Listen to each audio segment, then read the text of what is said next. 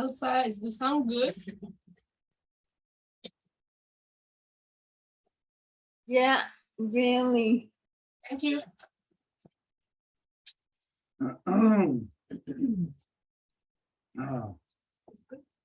Okay, ano ka diwahi ka joke so what I'm see is nyari.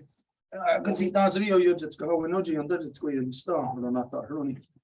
Dito na ko do goronga kari gesso yet the sota as the panka garako dano yet the stars in Gonzaga. Guego Scott na ginongwe. Dito na ko do so here that ne kun doing heads that goes dano Aguedes ni ganyak de gero ne aguego o quadzere ono cosuca. Etino wada do yeti sotto gonhan ne rona de hetsten og ne gonna go rio da di hawa kwe. Ayonki at again ha dam dawe aron hetsda de nungwe. Dam dawe aron hetsda ne aguego ono gordo gayano rasra go on skana. Dam dawe ori wheel kari wari shunsera dan got it's nasera. Okay, as always, as you know, that whenever we get together for anything of importance, meeting, council, ceremony, we always have to begin with a Honda Gari Wadekwa. This is where we give thanks to the things in creation that have created us and the things that we need to continue to sustain us. So we always begin by offering our thanks to the great spiral of creation. When you look up into the nighttime sky, you're not looking up into cold, dark, empty, lifeless space the way that non-native science would lead you to believe. No, instead, you are looking at the living, vibrant body of our great mother, of Sky Woman herself. And so we give thanks to her, to Sky Woman, the great spiral of creation, that it is her that has given us spirit. From there, we give our thanks to our grandmother Moon, the beating heart of our Mother Earth. It's her that regulates the flow of the lifeblood in all things, not just the flow of the tides of the oceans, but if she moves the oceans, then you know that she moves the waters in a blade of grass, the waters in your hair, in your eyeball. So our grandmother Moon is constantly the source of the flow of the lifeblood through the body of our Mother Earth. And so we give thanks to her, to Grandma Moon, as it has given us blood. From there, we give our thanks to our Mother Earth, regardless of what color you are, what language you speak, where you have grown out from our Mother Earth, or what you imagine divides us. We all come from the same mother, making us all one family, all sisters, brothers, all relations. And so we give thanks to our Mother Earth, as it is she who has given us body.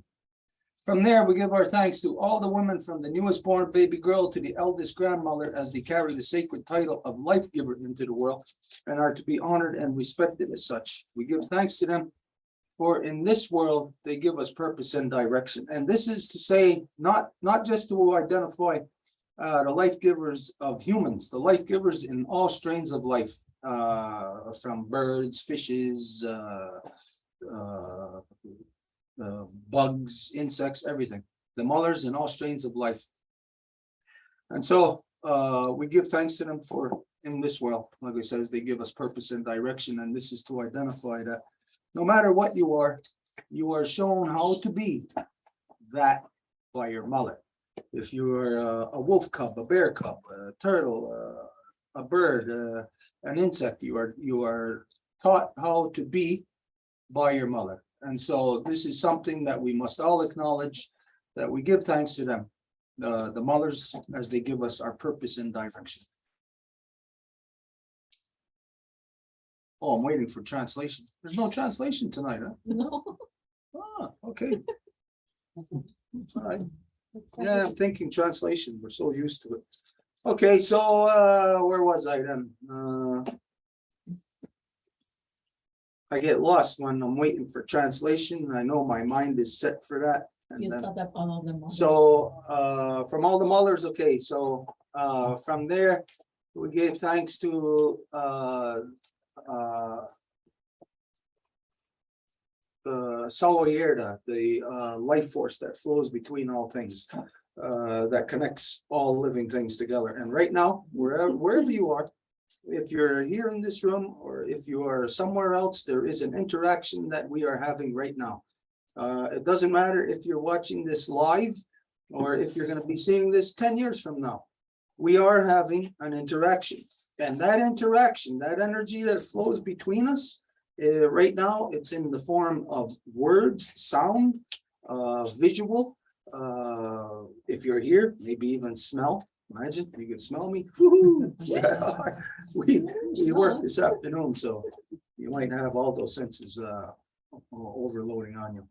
So if you were here, you would have this energy flowing between us that would be active, an active energy between us. This is Sao Yerda, the energy that flows between all things.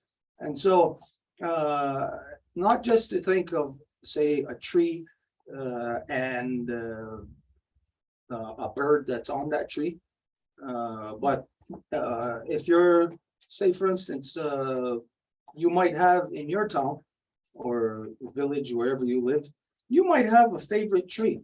You know, like on your way to work, you see a tree every day, and maybe it's a magnolia tree or a cherry tree, and you like the blossoms, or you like maybe it's a big giant oak. You like how big and full it looks, or whatever, you know, like if you're like me anyways, you got a favorite tree. You got a tree that sticks out.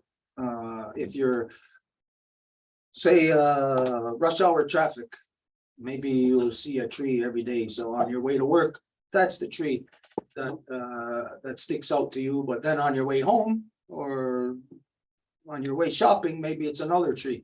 Just to identify that there is a life force there, an interaction that's happening between you and that tree. You don't have to be a bird sitting on that tree. You could be driving by at 100 miles an hour and rush out and on the freeway, and that tree that you see every day, you're going to have an energy flowing between the two of you. Because the moment that you become cognizant of something, you become aware, like you smell something. What is that? There's an interaction you're having right away, instantaneously. If you're seeing something, interaction right away. You're hearing, there's interaction that you're having.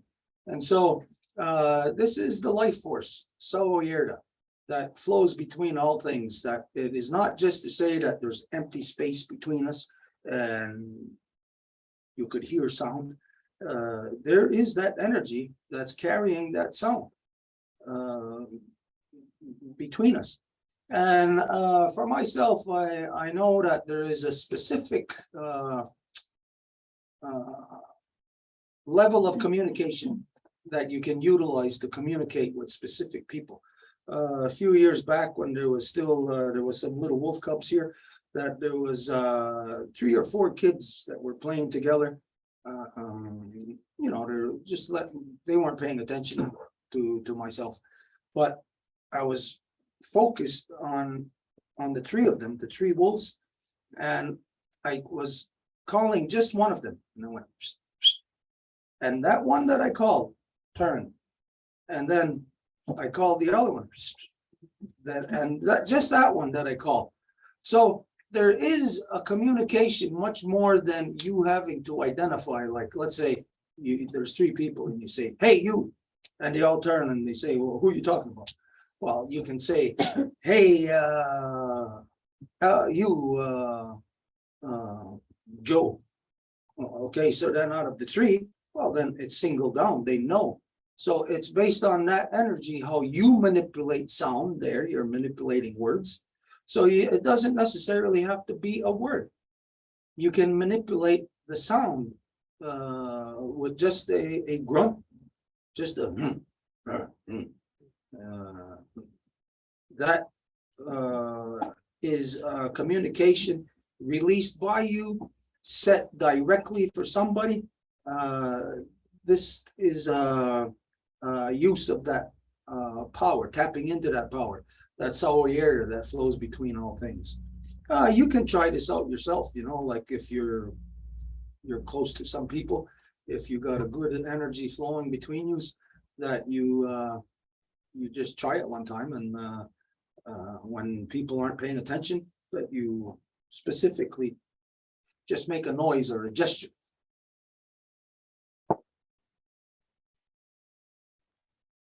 Like that, you know. You can make a gesture quite simply like that, and all of you sitting here would turn and look. What's he pointing at? Like I'm pointing at something. And they say, if you're Cree, then you're using your lips. You know, you're really pointing with your lips. It's over there.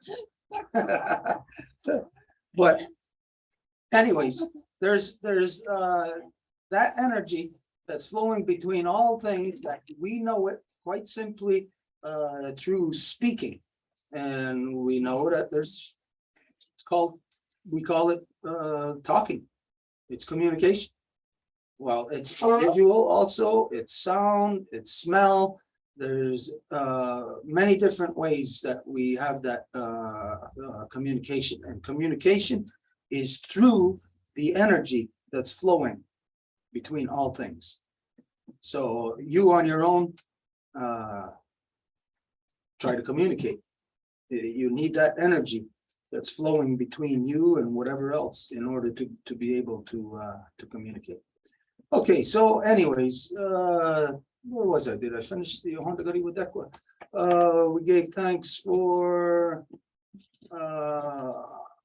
all the the Sawyerda, Kundun Hetsada Gauss, all the mothers and all strains of life, all the medicines, all the waters and all the shapes and forms that come in.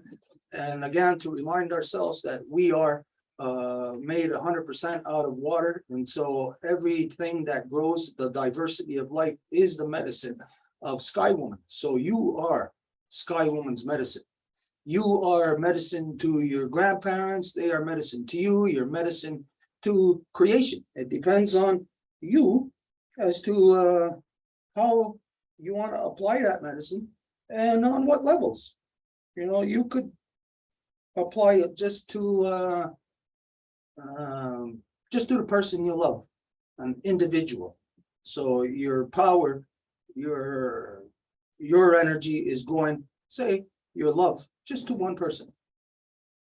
Well, that's good to love somebody and to focus your energy on them, but we live in a world where we affect everything and everything affects us. We interact with everything, so we can put our love into the world, our power, our energy, up to affect everything in the world. It depends on you, how far you want to communicate your whatever, your fire that's burning. So yeah, okay. We gave our thanks to our ancestors that carried a good mind, and we asked them to help us to show us how to return our mothers back to their natural seat of authority within all our nations so they can manage all our people properly once again. This is not just something to say and it sounds good. It sounds good. You say that to anybody. You say, oh yeah. The only people who would say no would be male dominant. So just to say that is not enough. And we had a communication this afternoon, a discussion, where somebody said, I'm going to take my responsibility. And I said, well, got to be careful what a person is saying, what they're saying one thing and maybe only meaning it or understanding it to a certain level, where somebody else hearing them is going to hear something completely different than what that person is meaning. So said that not just to state I'm taking my responsibilities, it's of course to do that, to take that action. And really in all interactions, no matter what we're doing, our health is number one. That you have to be healthy in order to have a proper communication with anybody, a proper interaction. So if you want to take your responsibilities seriously, then the first thing that you have to do is you have to be healthy. You have to be of sound body, sound mind. No, we're not saying everybody's got to be like Mr. America or something, you know, like a bodybuilder. No, but to be healthy doesn't mean that you have to be big and muscular. You could be have the best cardio in the world, and you not necessarily have to be muscular or look like an Olympic athlete. But keeping yourself in shape physically provides for a lot of things in this world that you won't have to struggle with. And if you don't have to struggle with it, then it's easier on your mind. And if you are in, let's say, an example that we gave recently was based on what happened in Pakistan, where you know that there's 30 million people that were displaced. A third of the country underwater, and 30 million people displaced, no place to live, no drinkable water, no food, you know, all that kind of stuff. So we identified that there's 30 million people in this world right now that are on an apocalyptic walk. They're living an apocalypse right now. Now, that flood in Pakistan, it's going to recede. It's not going to stay flooded forever, but it's going to have devastating impacts there, probably for years, on the ground, in the soil, bugs, diseases, everything. It'll probably have the negative effects there for years afterwards. So, you know that, well, they're in apocalypse there for quite some time.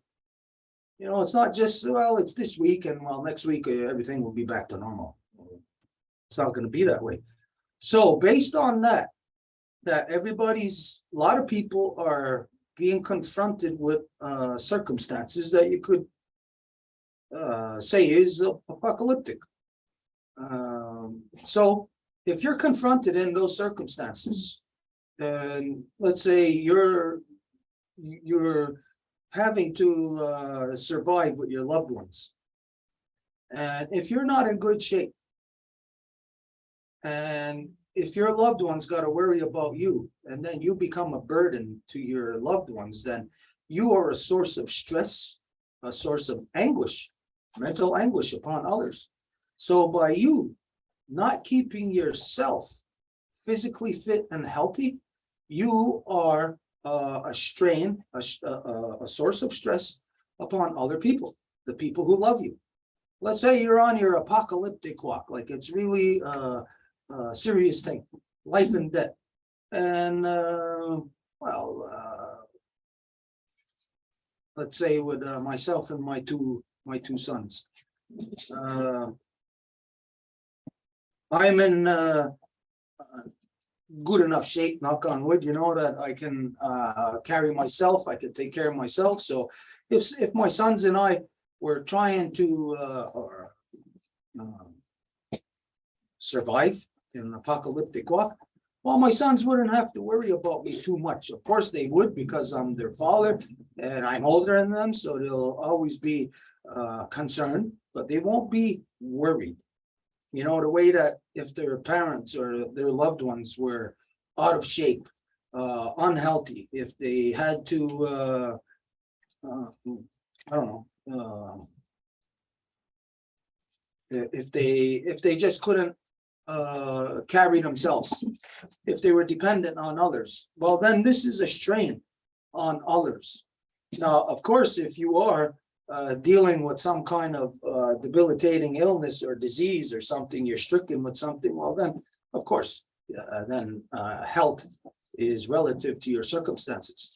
But if you're not confronted with anything like that, then health is, there's no excuse for not being healthy, no excuse for not being in shape. If you are if you're an able-bodied person, starting in this world, a young person, there is absolutely no reason for you to end up to not being healthy, to not being in good shape. Where if you are on an apocalyptic walk, what I say is that you have to be able to carry the heaviest one of your loved ones. Can you do that? Who is the heaviest one of your loved ones? Are they within reasonable weight, like say compared to you? Because let's say if we are all taking care of our own health, then myself at my height, well, it might be hard for let's say the women, they won't be able to carry me. But my sons, maybe it might take my 2 sons to carry me. Maybe one of them might be able to walk with me on their shoulder for maybe 20, 30 feet, and then they'd have to switch off. But this is what you have to confront yourself with. Are you a burden upon others? Will you be a burden to others? Or will you be the one that will have to carry others? Either way, no matter what end of the spectrum you're on, if you got to carry others, you got to be in shape.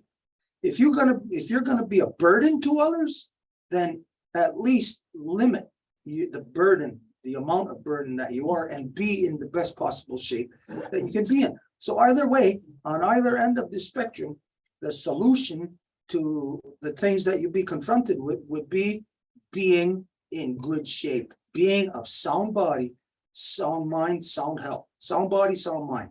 So the number one thing that everybody in this world has the power over is themselves. You have the power to decide what you are going to be, what you're going to look like, how you're going to move around in this world, how people are going to remember you, what you're going to do in this life, with your energy. So just think about it. If you're going to, that we're all going to Disney World and we're all waiting our whole life to get there, and you get there and maybe you're overweight and you can't fit on the rides. Well, who loses out? Everybody else or just you? Just you. Just you loses out. That's it. Nobody else. But if you are, and then that person overweight without a debilitating reason, like a disease, illness or something, without no reason, and you're the person overweight, then you are a burden. You're a burden on other people, because there is no reason, unless, like I said, unless there is some kind of disease or illness, or some people are born with elephantitis, that's something, or a genetic disorder, that some people are just naturally big but healthy, big but not lazy, not just big and healthy. I've known a lot of iron workers like that. They get barrel chested and you think they're like really big and fat and out of shape or whatever, but you'd be surprised. But anyways, so in any circumstance, no matter who you are, no matter what you're doing in life, no matter what walk of life you're in, the number one thing that is within your control is to keep yourself healthy and fit. That's your responsibility, to be healthy and fit. When my father was debilitated now, and he was clearly in his like a death struggle, the first time I had to pick him up when he went to the bathroom where he couldn't go by himself, the first time that happened, I had to go pick him up, and it was I had to pick him up straight like this from in front of him, and I'm in pretty good shape. I'm not in bad shape, but to pick him up like this, it worked a muscle that I never utilized. And if you're working out like this, like big deal, you get big muscles. Those things don't mean nothing until you're using a muscle that is a practical application. So most every day, like exercise that people do, it's impractical muscles in the body. It's there just for people exercise them just for aesthetics, just for looks. They're not practical. You have to use and exercise practical muscles. You know, in the gyms, what you see there, those are not practical muscles that people are exercising. They're like I said, they're for aesthetics, and you get into the field and you'll find out that those muscles aren't going to get you anywhere. So anyways, even myself, when I lifted my father, my arm, I done something, I pulled it or something, and it hurted. I couldn't use that arm for, I don't remember now if it was like 2 months or 6 months. It was a long time. It was a long period of time. Must have been 6 months. My arm, my forearm, my shoulder, everything. So everybody is confronted with this at some point. Your parents are going to be getting ready to leave this world. That means you're going to have to take care of them. Now, how old are you going to be when your parents are going to be bedridden and you're going to have to be taking care of them, picking them up, even carrying them, lifting them, putting them in a chair, washing them?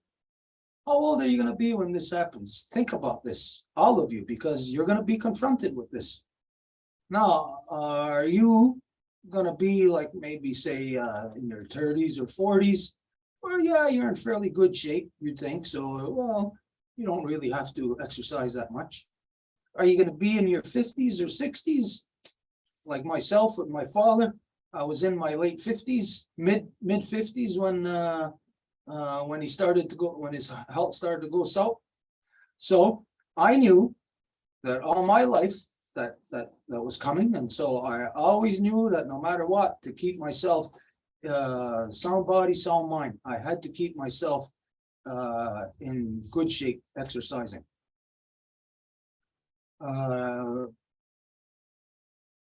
When you're going to be confronted with that, are you going to be in shape?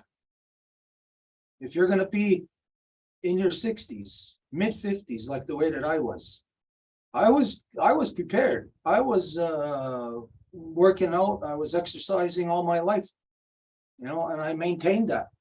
And one of the things that you got to know for your physical health, whatever shape you're in by the time you're 30, that's going to be your baseline for you in the rest of your life.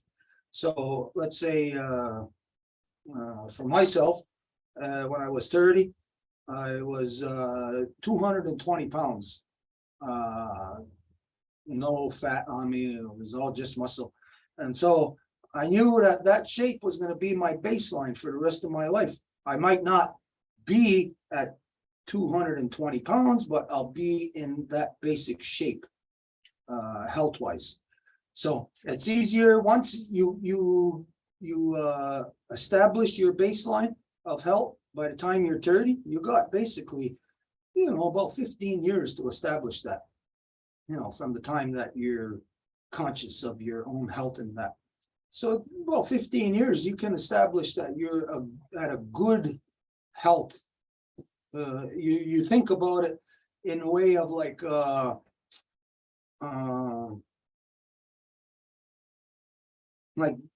gliding your bicycle, like speeding up so that you're going to glide.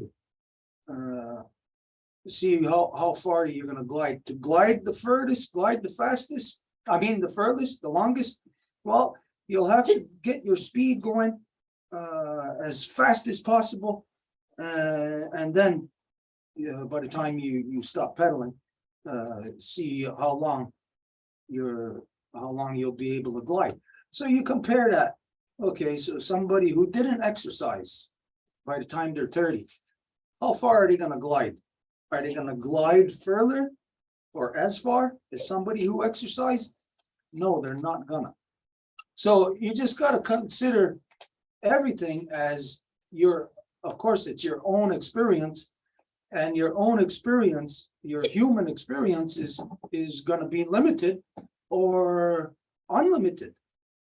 by your own personal health. As there's people here who know that their own personal health limits the things that they can do. Now, you think about this, you as the individual who your health is limits the things that you can do. Just think back 30 years ago. Was there something that you could have done 30 years ago that would improve your health right now? That would enable you to be doing things? You see, this is the thing, that 30 years ago, you didn't have anybody to guide you. You didn't have the proper guidance there in life. Everybody has had the function of chief and clan mother removed from you. When chief and clan mother is removed from you, you got wisdom removed from the people. And the reality of most people is that you don't listen to your own parents. Most people don't do that. They'd rather listen to somebody else who's saying the exact same thing as your parents, somebody from across the street. But we get offended when our parents say it to us. So what ends up happening is that since we don't listen to anybody anymore, then there is no wisdom conveyed, no knowledge conveyed of, say, anything from one generation to the next. Health, it's not being conveyed. Yes, you can tell anybody, any young people about your condition today, but are they listening? Is it really sinking in? I know that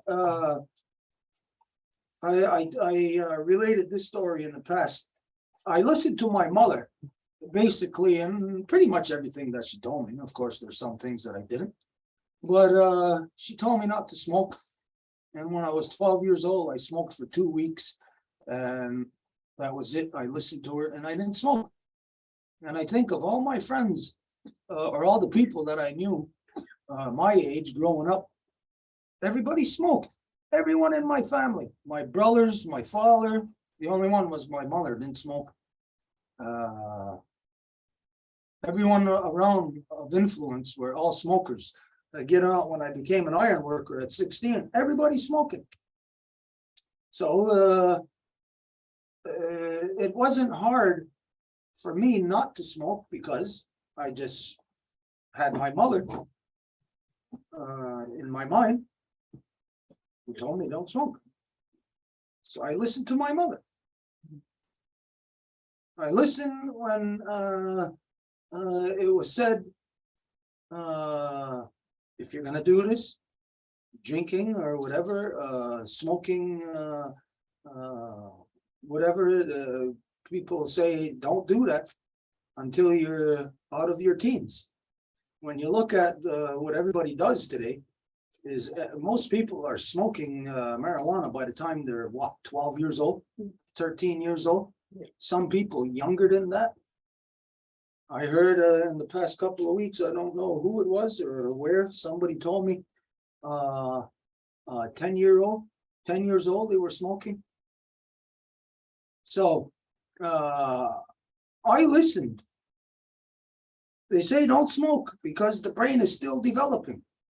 Until you're like 19 to 21, the brain is still developing. So don't do anything to it while it's developing. Well, I listened to that. I listened about my health. I listened to those things that were wisdom passed on from my mother and father, from elders, because I was raised in the Longhouse. In the Longhouse, when things are conveyed, wisdom, it's just the way it is that you listen to it. It becomes you. It's passed on from one generation to the next. So this was where one of the things that was not at the heart of the matter, but was a huge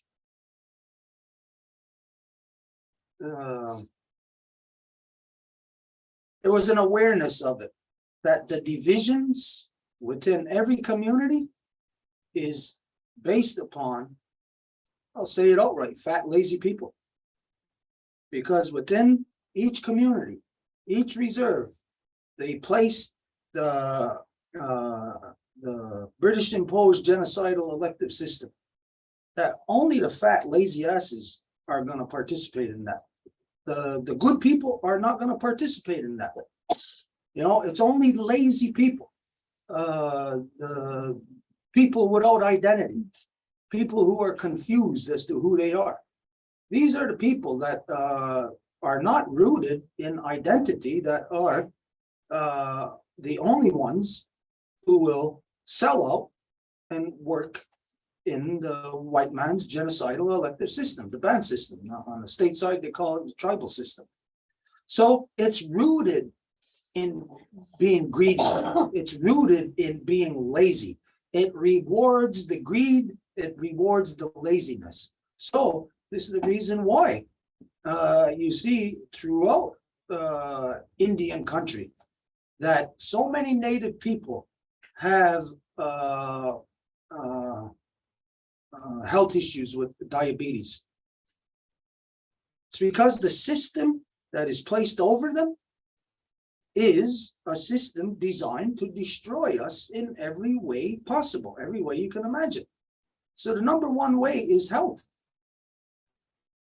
Think of this. If you were here in Ganawagi or in any community, and you're being confronted with in high school, what do you want to be when you grow up? What do you want to do? Oh, well, it's looked down upon if you're going to be this, like today. Oh, be an iron worker. Oh, you could be an office worker. Look at, there's offices being built here in the community. You could be an office worker. You could be one of the sellouts within the band system, stealing money off of the people, basically. That's their job, to steal money. They get paid to go do nothing, and that money is ours, supposed to be ours, but instead the government gives it to the fat, lazy people, the fat, lazy, greedy people. And that's exactly what they are. And so the system on each reserve nurtures that. It nurtures the laziness, the greed, all the worst traits within the people. This is the reason why now in every reserve, diabetes is running rampant. You lock this system over to people, you take away their ability to hunt, their ability to plant. All they're doing is going to Kentucky Fried Chicken. You look in the north, all above a certain parallel, right across so-called Canada. That's what they're pumping into the native communities, Kentucky Fried Chicken. You don't see it in the southern communities. You see it in the northern communities. What do you think they're doing? They're all getting fat. They get diabetes. Now, is that a bad thing for the person to be fat? Yes, it's a bad thing if there is no reason for it, if there's no excuse. If you don't have debilitating disease and illness or some kind of genetic whatever, no reason, then yes, you being fat is a bad thing.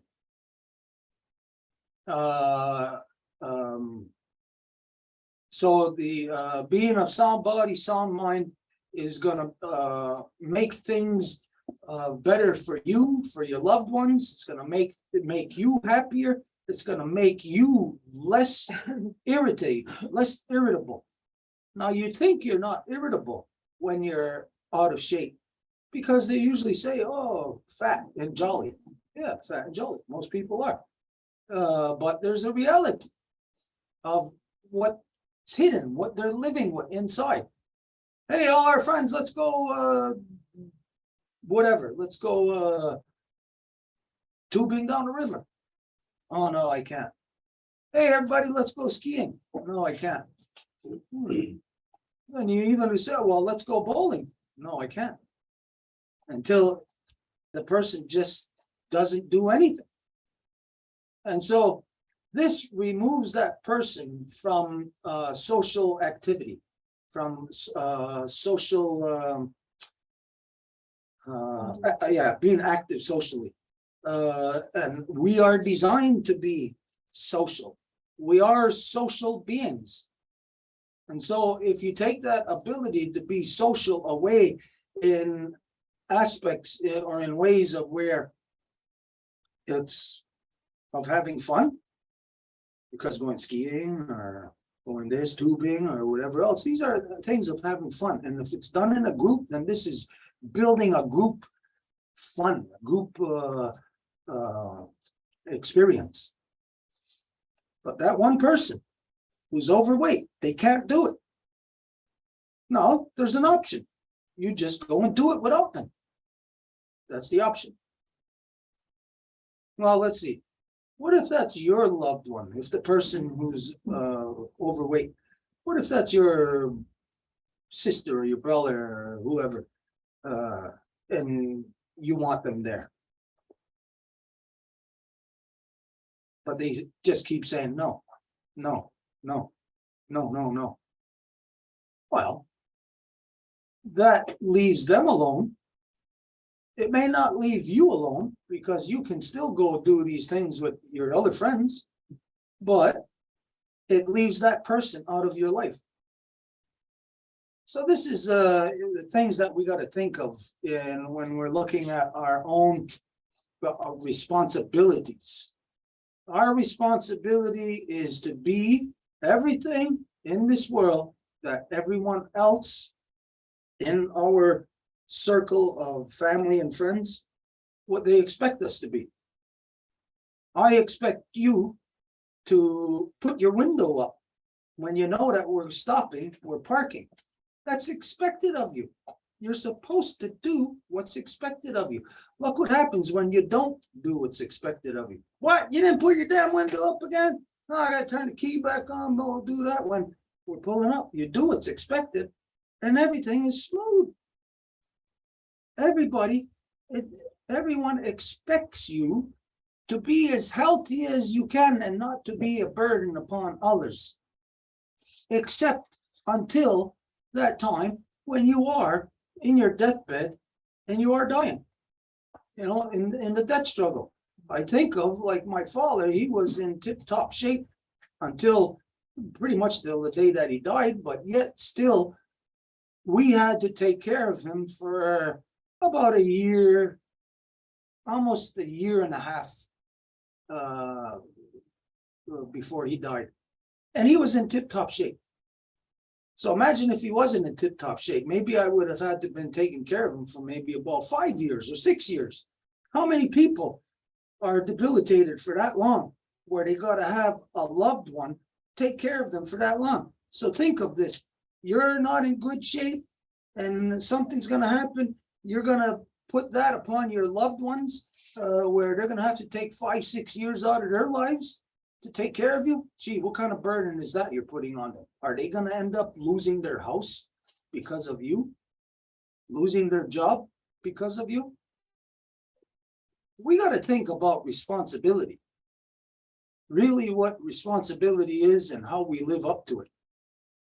So, number one thing, to all of our responsibilities in this world is being of sound body and sound mind. How am I going to protect that tree if I'm 600 pounds sitting on a couch eating potato chips and I'm just, the most that I can do about the environment is push a button and vote one way or the other.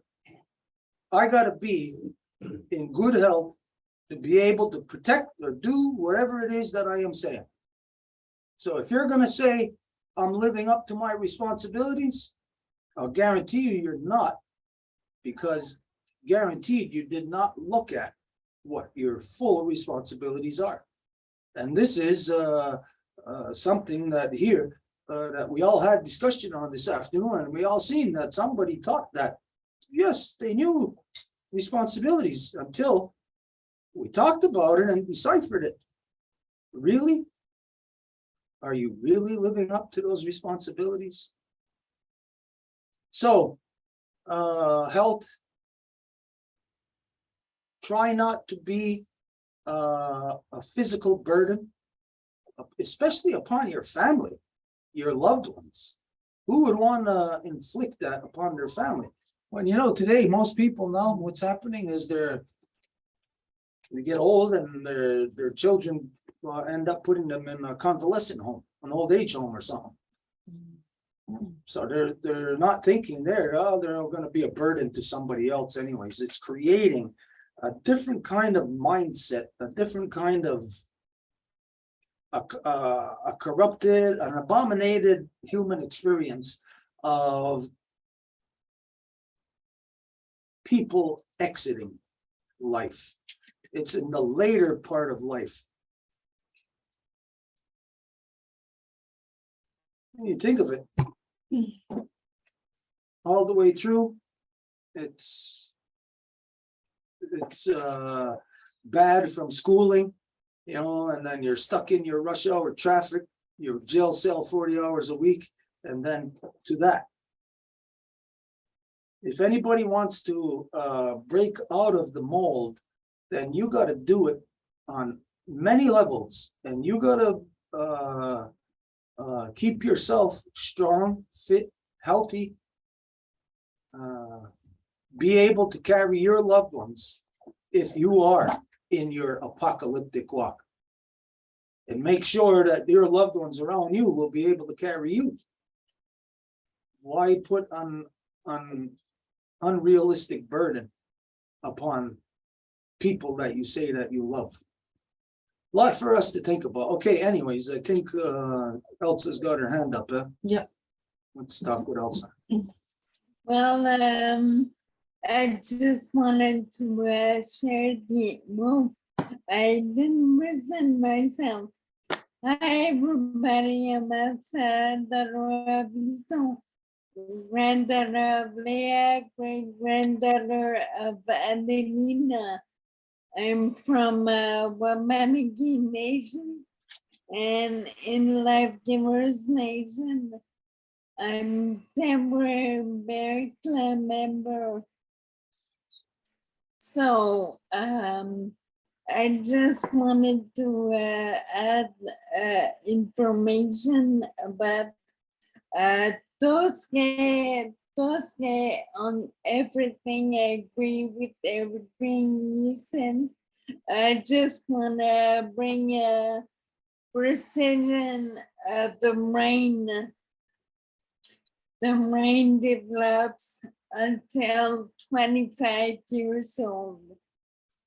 So even a bit later than you said, Stuart. That's all what I wanted to share. Okay, I didn't get that. The rain? Brain. Oh, the brain. Okay. The brain continues to develop until 25-year-old. Mhm. Yeah, well, you know, as we just found out, actually, the brain never stops developing. You know, there's things that we just discovered. Some people just discovered some new information, and it's like having a new part of the brain exist. You know, there was this young man that came here last week at the end of the recital. At the last day, while the recital was over now, he came for the council, and in that council, he heard some things that he said he never heard before. Anyways, it put a hook in him, and he asked if he could come back the next day. And when he did, he asked me, he says, all this stuff that we talked about, do we share this? Do the rest of the people in Ganawagi know it? And I said, well, no, they don't know it. I says, you got to be Longhouse to know it. But I says, this is the reason why that they were divided, because if they knew it, it goes along with responsibility. They have responsibility. So people don't want to know it because they don't want responsibility. So people don't want to know things, or they'll put things at the back of their mind, cognitive dissonance, you know, to enable them to keep their hand in the cookie jar when grandma says, don't put your hand in the cookie jar. So the person, I can't imagine, I don't know, it's not me, but the person has to have some kind of internal psychosis, you know, to not live up to their responsibilities, to not basically just not see what's going on around, not keep their health, not to know that the brain is developing at this stage or whatever. For myself, I always thought it was around 19 to 21 years old. And it really depends on the individual. You know, if the person is like infantile, you know, then yeah, wait until you're 25. But if you're confronted with things like forced to grow up at a younger age, you know, it could be even younger age, 17 or 18, you know, but the rate of development, it's dependent on the brain activity of the individual, the intellectual activities. Put cartoons in their head, well, you know, yeah, wait until you're 25, maybe even 30, you know. But if it's counseling, and if it's your learning stuff like Longhouse, Great Law of Peace, and all of this stuff, you know, like all of this, so well, then you're that level of development might already be fully capacitated at a younger age, maybe 18, maybe 17. I've seen people young age be more not necessarily mature, but more wisdom than people twice their age, you know. So whatever the person is, whatever their brain activity is functioning for, well, that level, it's relative. Like I said, if they're watching cartoons, well, it's going to be a dumb person. You know, if they're watching documentaries, well, their brain is more reaching its capacities at a younger age.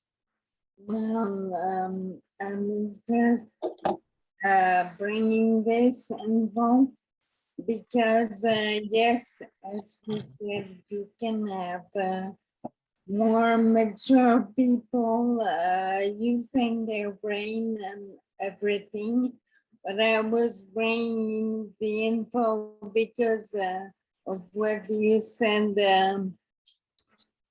The people tend to use maybe drugs or alcohol too early, and it doesn't, even if you're mature and you're full of wisdom, still your brain, and you're 20, still it's no time for you to think that your brain is a grown-up brain. So just, you know, in being responsible of your health and your decisions and your brain, you need to wait a bit longer. Then even if you think you're 17 years old and you're full of wisdom, but it's still no time for you to take maybe alcohol and drugs. So that's why I was bringing this info. All righty. Okay, There was Wendy that wanted to say something too. okay, we got Wendy here, so let's put the chip.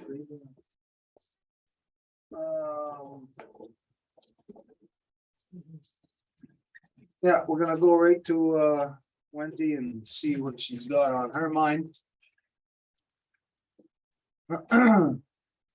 Bonjour, everyone. I am the great granddaughter of Marie, the granddaughter of Hilda and Evelyn, the daughter of Mary, the sister of Debbie, and the mother of Crystal. Kiwi Gwitch. I just wanted to add to something that you talked about and about talking about the genocide of diabetes that is happening in particular with Indigenous people.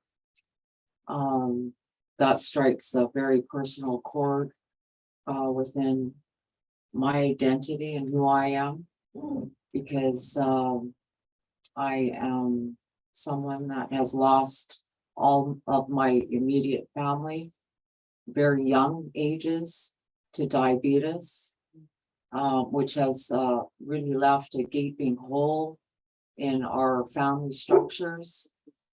All of the elders have died young, leaving behind all of their children and young grandchildren, and some of them never met their great grandchildren. So it comes from personal experience that this is a trauma-based actually for me. It's very serious. I don't take my family members' life lightly, in the sense that they did not die for nothing. Every one of their lives impacted me. What they showed me was all of the various complications of diabetes, and I seen in them strokes, heart attacks, blindness, dialysis, neuropathy. But I can tell you that they did not put it in those terms. Even today in my community, in my First Nation, when someone dies, I always try to find out like what happened. But 99% of the time, it's because of diabetes, as to why they had a stroke, as to why they had a heart attack, as to why these things, why they had their foot amputated. They never take it back to the fact that it was diabetes. And the reason that is because they're not given that information. They're not told that diabetes is 100% reversible. It's because we feel a great need, just like any other system. Pick a system, Indigenous people are funding it through our health or through our life. We serve a purpose. Our poverty serves a purpose. Our sickness serves a purpose. But in particular, I want to stay focused on the topic of diabetes, because when I became ill and then diabetes was induced in me, that was a major blow, because I had already been on a preventative lifestyle, because like I said, my family did not die in vain. They all died young, and I knew that that had to change, and it had to start with me to break that cycle. And even when I was diagnosed with my diabetes, I was still going through many other medical issues. So I didn't deal with it right away, because I went through anger. I was pissed off that now I've got a death sentence on top of everything else, because I know that diabetes is a death sentence if you don't do anything to reverse it. Because my family trusted the medication they received, the insulin and the metformin, but they didn't understand that that medication is only helping you to lower your sugars. It's not curing anything.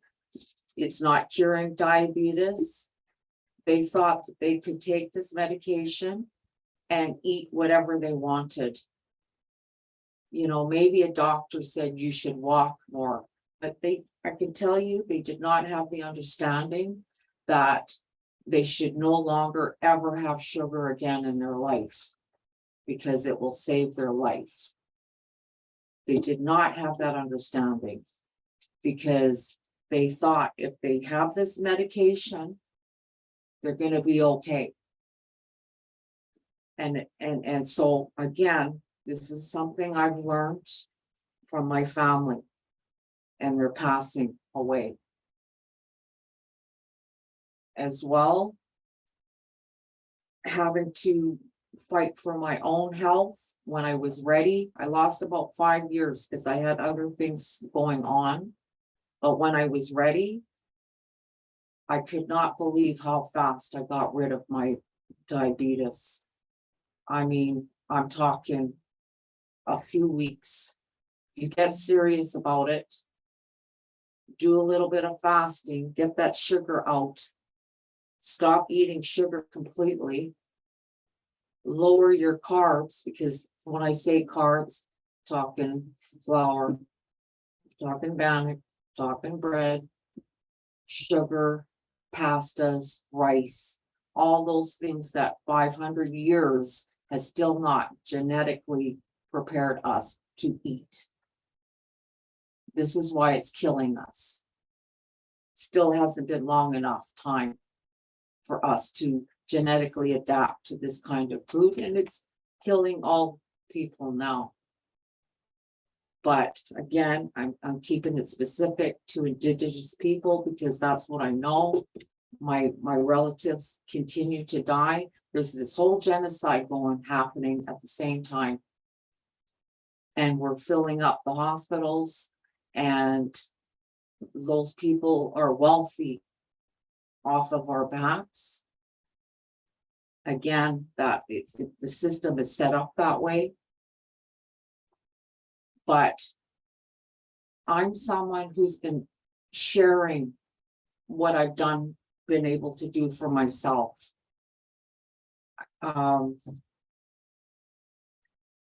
want to reach the individual, that trapper that lives an active life. This is just like my uncle, who was a trapper, a fisherman, a hunter, who lived his whole life that way.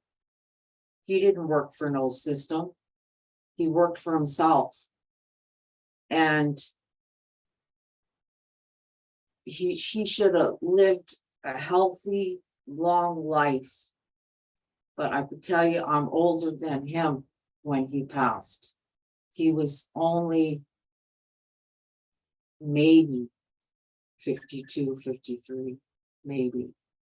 I think he was 51. It's coming back to me now because his son just died a few months ago and he was 51, same age as his dad. That's right. So the second generation now is starting to die, and that's my younger cousins. And as a matter of fact, my brother, my own brother, my youngest brother, just dropped dead from a heart attack in April, 4 days before his 50th birthday. He almost made it to 50.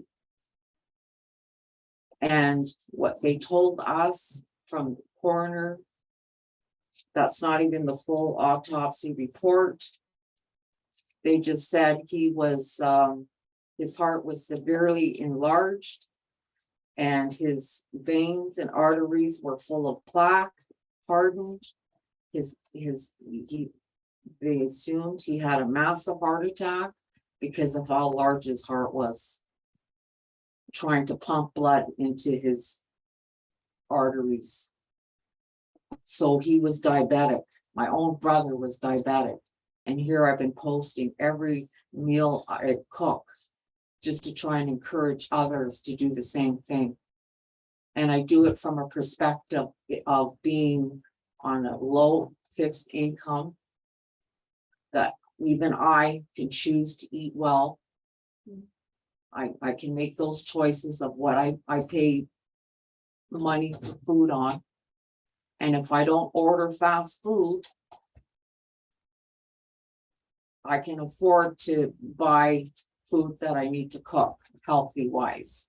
And so anyways, again, this is just for my brother not to have said anything. Well, my brother never went to a doctor.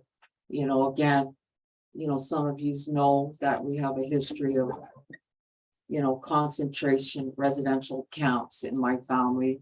We're multi-generational, gone to residential school. So of course, there's a colonization story there.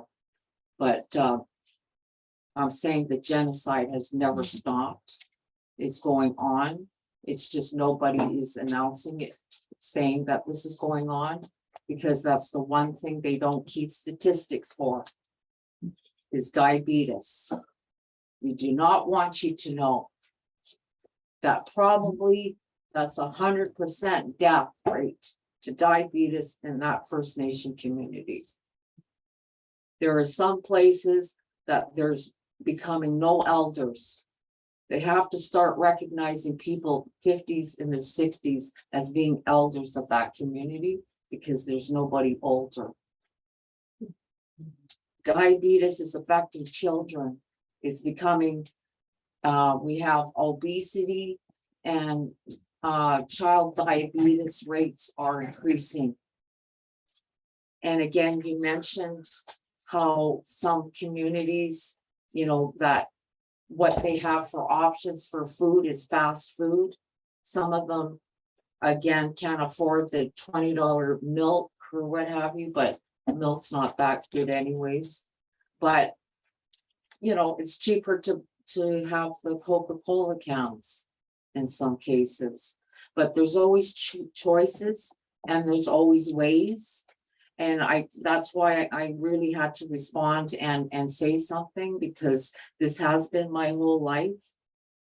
I know that we can all get healthy, and the way we live today has made us lazy. Nobody has to walk anymore, anywhere. I've seen your corporate world where you drive into your heated parking garage, and then you do the same thing to go home. To drive it, some of you never even step outside in the wintertime. Like, you don't have to move. But that's also part of my story, that I discovered movement is medicine. When I wasn't moving, things were shutting down. And I discovered if you don't use it, you're going to lose it. And that's everything in your body. And that meant my brain too, my memory. It's a muscle like everything else. So in my health, I went through a full deterioration of multiple surgeries. I also went through mental health. I learned about what that means. But I also went on a holistic healing journey. But getting back, I reversed my diabetes within 2 months. I was on high blood pressure pills for 20 years. I got rid of that in a year with my lifestyle. I got rid of my nerve pain, diabetic nerve pain in my feet, where I was almost crippled at one point, that they had to give me morphine so that I could walk. I saved my foot because I was in danger of having an amputation once. So we can come back from that. Just as it takes time to deteriorate in health, well, there's also a period of restoration that needs to happen. But you have to work for it. Just like if someone wants to save their life and make it to 60, to 70, to 80, to even to 90, you have to work for it. Every day you have to do a little bit of something to work towards that. And I've already showed my family, they've had a glimpse of what it would be like if they had to take care of me. But I worked and I describe it as walking over fire. I would do that again to be able to walk, because I had a choice of staying in a wheelchair. I could have said, no, this is too painful. I've seen others do that, make that decision. It's too painful for me to try and walk. I'll just sit here. No, I did everything I could to walk. And I'm very grateful to be walking today.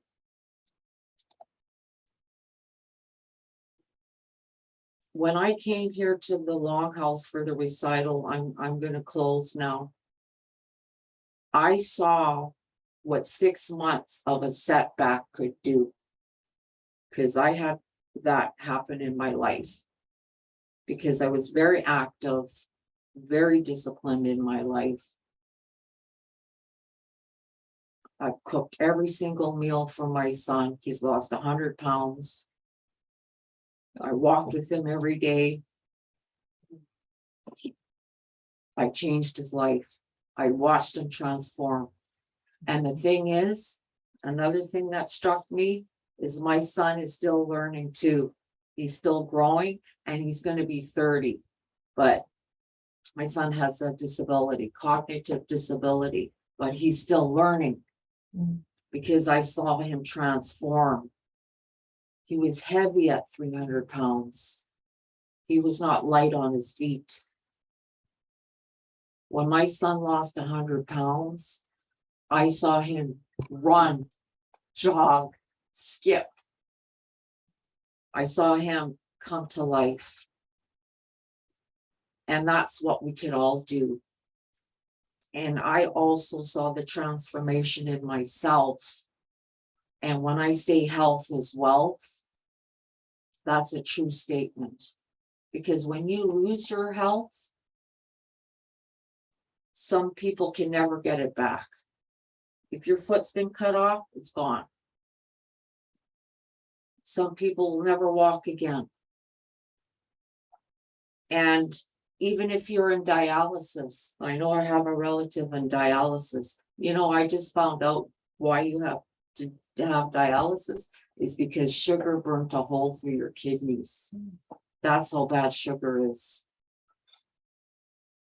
So anyways, I dedicated the last 2 years sharing my health journey because it's a holistic journey. And I started to talk about how the sun healed my mental health every day that I was walking in the sun. That's vitamin D I was receiving. It healed my depression. The movement was shaking up my blood cells and the water within me. That's why when I started to receive moon teachings here, that was a big impact in my life. Because then I asked Grandma, help me. I want to fast with you. I don't want to have food for 4 days. I want to heal my body. Give me the strength to do that. And she did. That's why I was able to get rid of these chronic illnesses in my life. And I continue to fast and eat the same way because I will never be done in terms of the growth and the healing that I need to receive. Like I want it to be what we were, all that I was meant to be, and that is mentally, physically, spiritually, and emotionally. I don't want to be just existing. And especially when you've almost lost life a few times and you've had to really fight for it, you want to get the most out of your life. That's when true gratitude for receiving that sun every day comes. True love happens when Grandma Moon helps me every month. But every day is what I'm learning. It's every day. Where is she? I gotta look for her. So I'm so happy that we can talk about this here, that I could talk about this in the Longhouse. Because that's where my attention has gone, but it's gonna be lessening now. Because there's enough information on my page that people could go to, that they could find information on fasting. They can find information about reversing diabetes. They can even look for recipes, because the way I cooked was what my son would like. How do I make pizzas, chicken fingers, spaghetti, fettuccine Alfredo? I gotta make all that stuff that my son loved, and I did. And I did it sugar-free and low carb. Mm. So that's what I'm saying. Anybody could do this. It's all in the decisions we make every day. And I can tell you, when I very, very first started my health journey, I picked myself off the couch. I should say I peeled myself. And I said, I'm going to do something for 15 minutes. That's it. And that little bit of movement woke up my brain, shook up my blood, and moved my waters. And the next day, I turned that 15 minutes into 30. And we kept growing from there. So even that person that is bedridden, where I was at one time, just do one thing today, and you can add to it tomorrow. Chimiquich. Hey, wait, don't go anywhere. You never know. Yeah. A lot of stuff you said there, I wanted to adjust a bunch of things, but one thing that is, sticks out like a sore thumb is something that comes to every native community, the powwow. Powwow season, what comes with that? Bannock, fried bread, hey, a lot of other good food too. When the powwows come here, and when my father was still alive, the only reason we'd go to the powwow was for the food. But, you know, when you're younger, you can eat 10 hamburgers, you can eat a whole pizza. Well, you can get away with it when you're younger doing that, and you think it's okay because nothing's happening to you immediately. But when you eat 10 hamburgers and a pizza, it doesn't have a negative effect on you immediately. It's down the road. It's years down the road. It's that 10 hamburgers you had when you were 16 with the 10 hamburgers you had when you're 26 and 5 you had when you're 35. And then all of a sudden, boom, it hits you. But it doesn't hit you when you're having those 10 hamburgers. So this is where we gotta realize about wisdom lost. It's our responsibility to not expose our children to bad stuff, right? We're not supposed to. We're not supposed to play the devil's advocate. Now, let's say with food.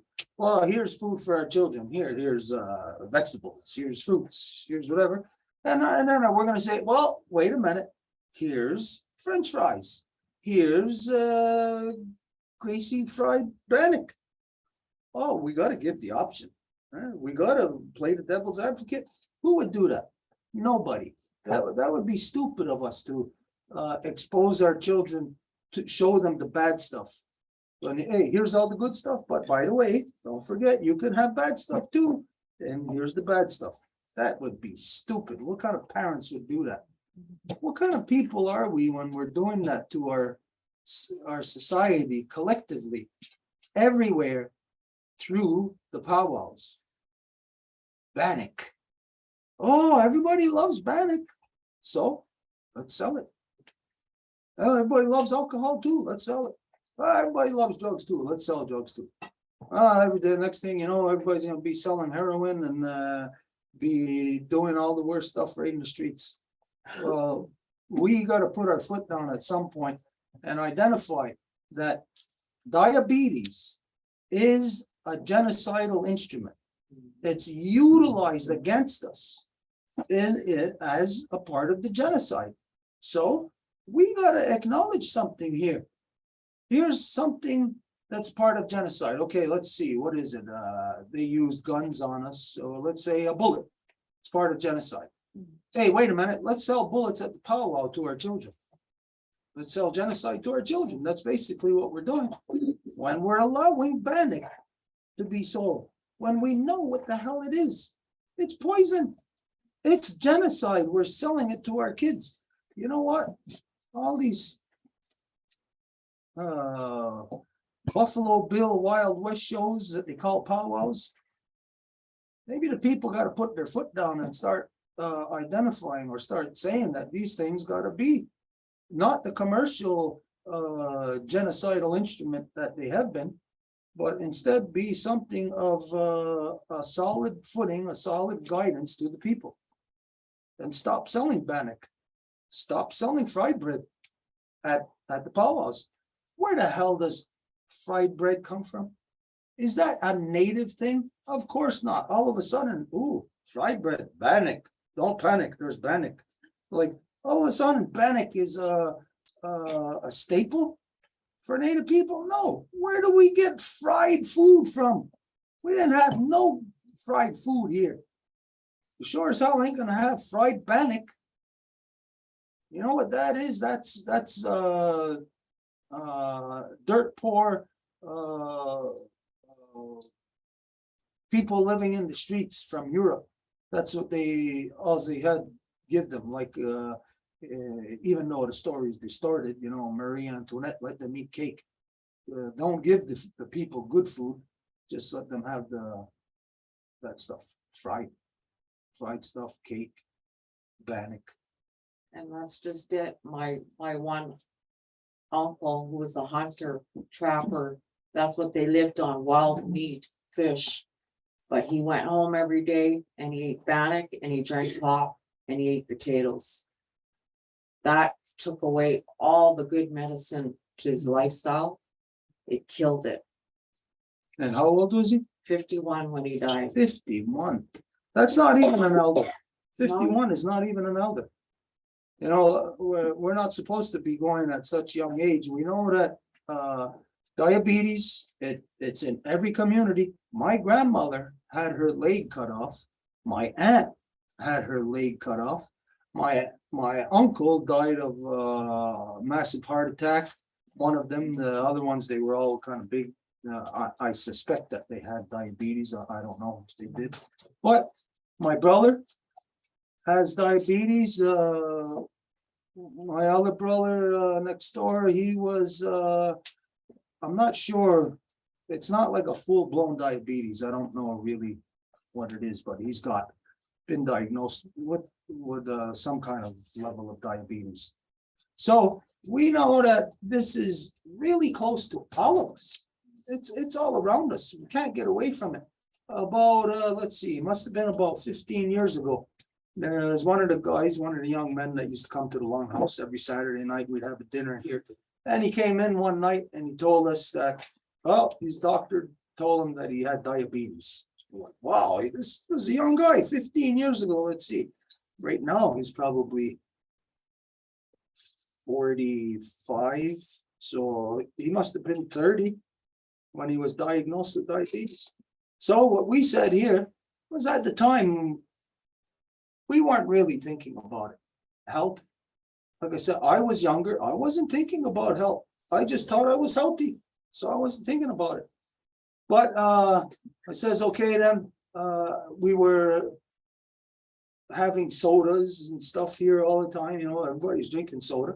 So he says, okay, no more soda here, because one person had diabetes. We said, no more soda for everybody. We can't have it here.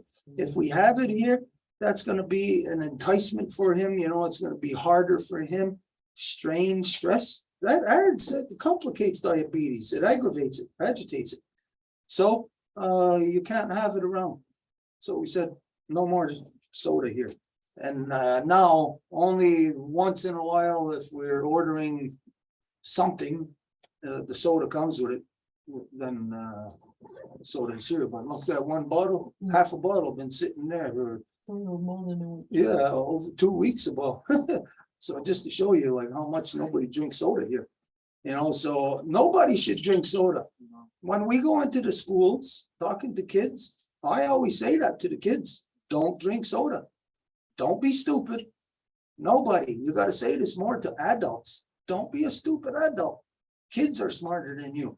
Kids are knowing not to drink soda. We know a guy, a family, a very prominent family in the native world, in the Anishinaabes up in Gitkan Zippy, the Wawadis. And one of them, the late Jacob Wawadi, he just left about 3 or 4 years ago, huh?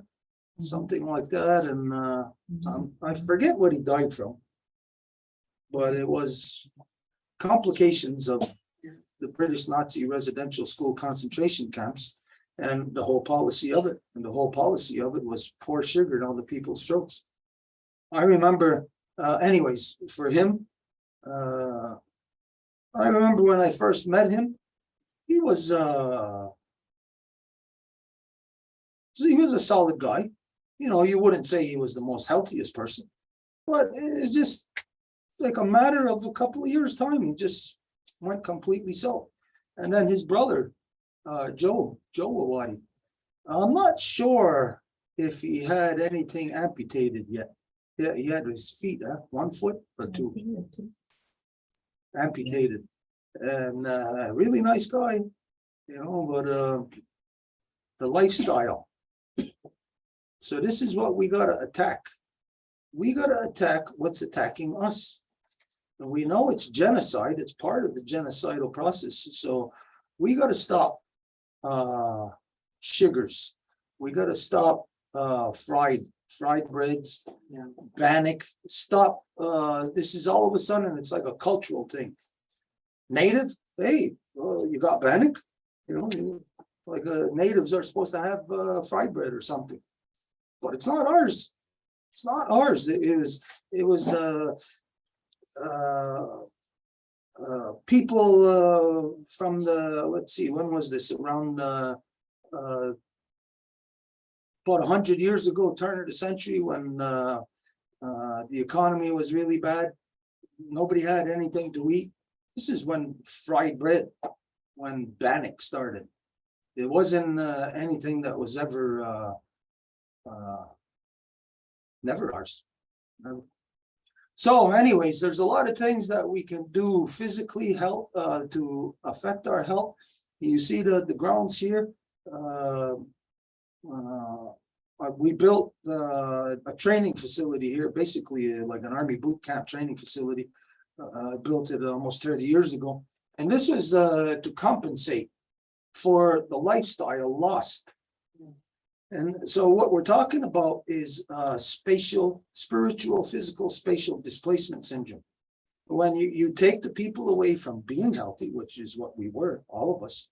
Imagine the people out west chasing after buffaloes, catching buffaloes. Oh, you know, the whole society is a strong, healthy society. The women, just to clean the buffaloes. You know how strong women's forearms, their muscles, their backs were? You're never gonna see a fat native woman. No, you would never see that before. Now you'll see it in young girls, and ooh, they're happy with it. No, we're not happy with it. Nobody's happy with that. If you're complacent with it, you think you're happy with it, you're only in a depression and allowing political correctness to lead you to believe that you're okay with it. Nobody's okay with not being healthy. Nobody's okay with showing children that, hey, be unhealthy, be unfit. Nobody's okay with that. This is an assault upon our all peoples here in Turtle Island of a complete genocidal policy that comes from across the great waters to turn us just like them in every way. Now, this is the thing that what most Native people know, they're like despised by the white people or the non-native people. I see that in my own people, and they don't like non-native people, and well, look at the difference. There's no difference. They're basically saying they don't like themselves. So if they don't like the non-native people, then you know what? Change it in ourselves. That's where we got to start with being healthy. Number one, take out the stuff that that is our poison. Take out all sugars. Take that out from the thing of that promotes our culture, or with what everybody says promotes our culture. Powwows, no, this is a lie. Powwow is a genocidal instrument because every part of it, of that food and all of that, is what kills us. The dancing part, sure, that's good to if you want to say it's keep you healthy, but you can't have that kind of poison around exposing to our kids and having our kids growing up with that and thinking that this is a main staple of being native. Fried bread. It's our it intrinsicates diabetes into the people. It is like woven into our culture. You know, young kids grow up and seeing, hey, powwow time. Powwow time means bannock. Bannock. Means diabetes. Okay, anyways, Saturday nights were for stuff of like True to Law recital. It was for technical stuff, any questions and stuff like that. And also it's for anything during the week. Wednesdays are the main conversation. So if there isn't anything else anybody else has here this evening, if there's nothing you want to end off on this. Yeah, just one last thing. Thank you. I always promised, like from my own personal Facebook page, that one day I would just do a video just to talk about diabetes. To give people a better understanding of it and what's happening in your body, like why it leads to these complications, strokes and heart attacks and blindness, like what's happening. I always wanted to do that like in layman's terms, because that's always been my target audience, my relatives that are on the reserves. I want to speak to them, but of course, anybody that can use the information, you know, that's ready to receive it, that may want to start, that maybe they had no idea that they could reverse diabetes. Maybe they're shocked to hear this, but they can. So I just wanted to, I always wanted to do a short video describing that process and how someone could do that.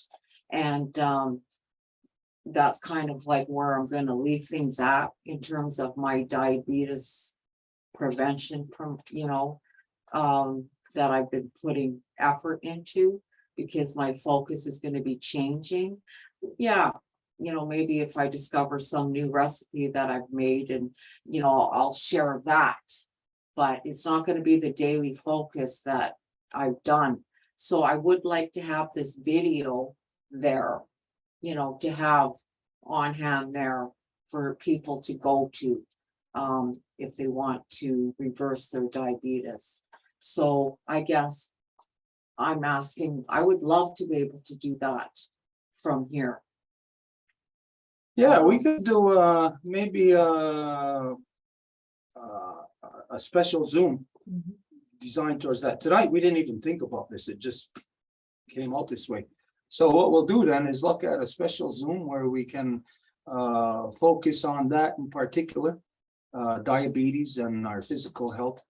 On another note here, my brother Kevin, my older brother, my eldest brother, he's had diabetes for I don't know how long. He was diagnosed at least 10 years ago. And he was a heavy drinker and he never stopped drinking.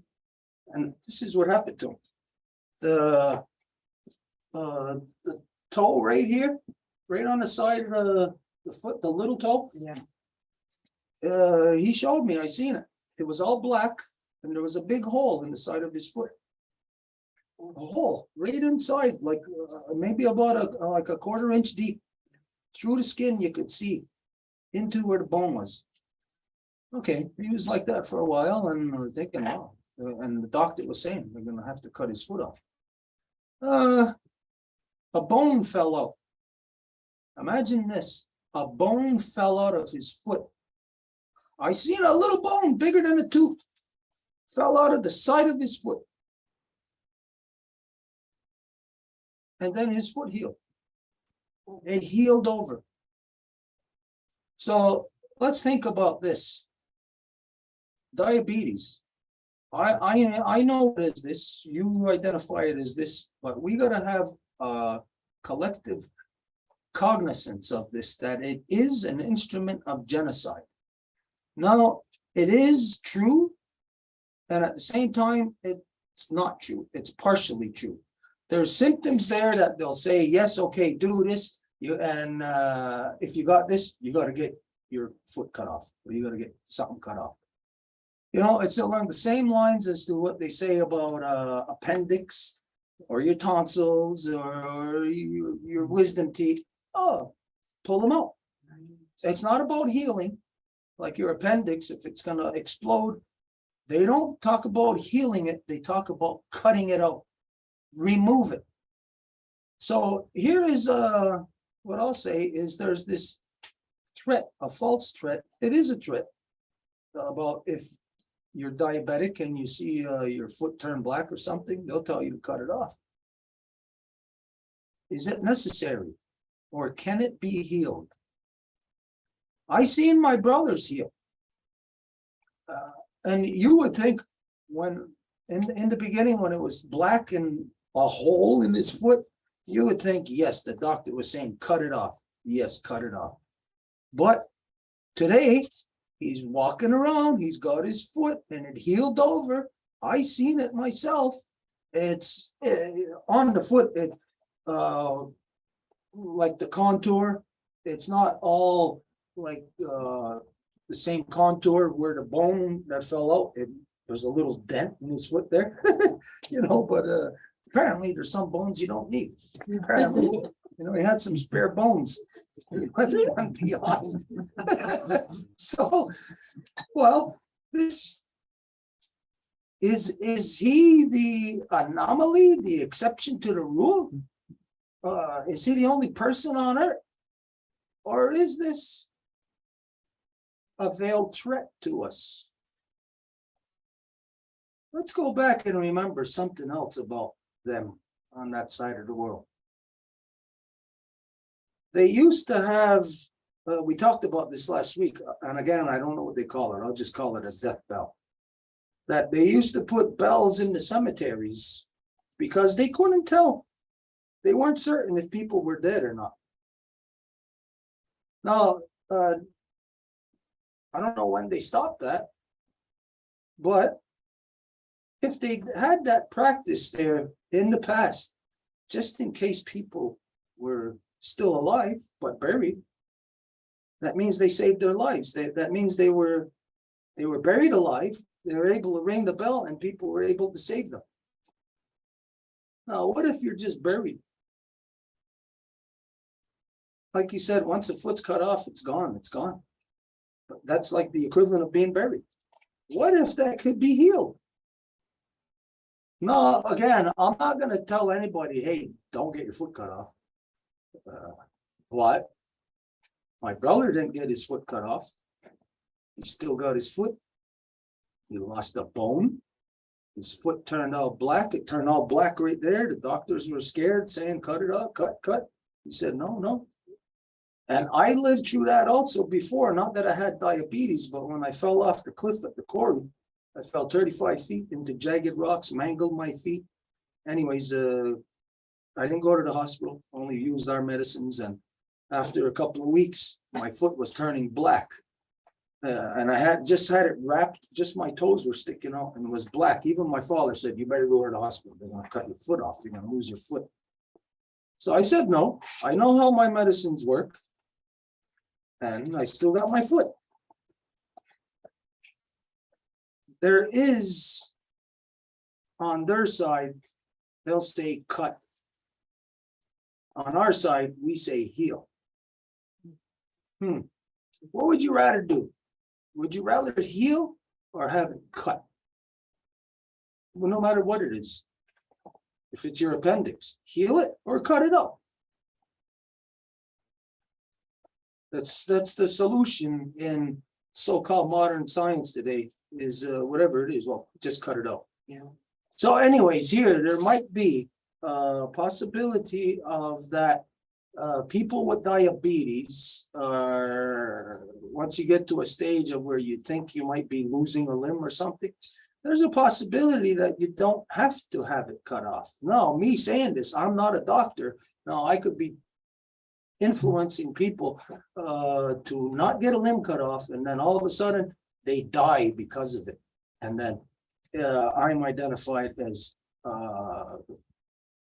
influencing people wrongly. So nobody should take this as that I am a medical expert. I am not a medical expert. I did have my foot that was black once, and I saved it. He didn't get it cut off. I seen that happen with my brother. Saved it. He didn't get it cut off. So it's something for us to think about, knowing that it's genocide upon us. When they're saying this is what you got to do. No, that's not what you got to do. What you got to do is you got to get rid of the problem that inflicted you with that thing in the first place.